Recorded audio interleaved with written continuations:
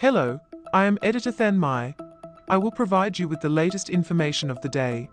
Opinion: 3 things we are getting wrong about disasters in America during the horrific flooding on July 4th in Kerr County, Texas. The catastrophe unfolded before us with its now familiar script. Alerts were issued, warnings failed to reach the most vulnerable, and leaders deflected blame. But once again, we are getting the story wrong. Here are 3 misperceptions that we think it's important to correct. First, it's not about the forecast. The National Weather Service did its job. It issued a flood watch, flash flood warning, and flash flood emergency as conditions worsened. But any warning that arrives with floodwaters in the middle of the night is too little and too late. The failure wasn't the forecast, it was the failure to act before the rivers rose. A forecast is just information, what meteorologists think will happen. A warning is a call to action. If no one acts, it's not a system. A system is local officials activating in advance for what they know could happen. Second, it's not about the money. In a disaster, the challenge isn't writing checks, it's coordinating action. Emergency managers must bring together dozens of agencies across a fractured landscape, often with little more than goodwill and a cell phone. In the wealthiest nation on earth, money isn't the problem. Leadership is.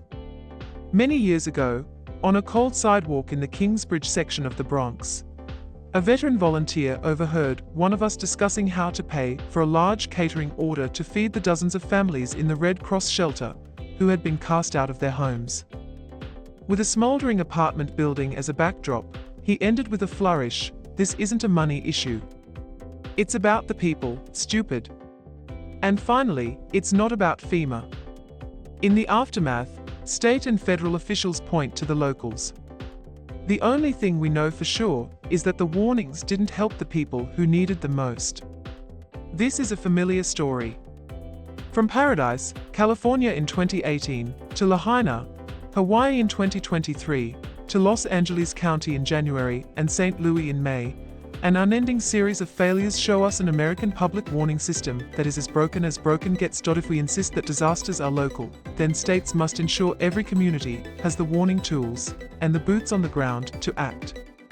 We use a patchwork of systems to issue public alerts, including the FEMA-managed Integrated Public Alert and Warning System that issues wireless emergency alerts sent to mobile devices, emergency alert system messages on TV and radio, National Oceanic and Atmospheric Administration weather radio broadcasts, and local opt-in alert systems. FEMA is a distant bureaucracy, but, at a minimum, it must ensure that its systems work and that they are used properly everywhere.